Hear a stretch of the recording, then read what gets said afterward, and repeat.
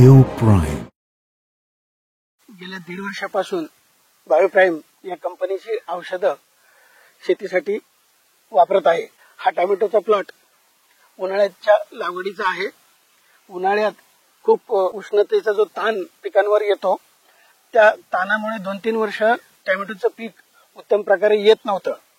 या वेळेला बायोप्राईम कंपनीची वर्धांत आणि फोर्टिसी ही 2 औषधं त्यांनी आम्हाला सांगितली।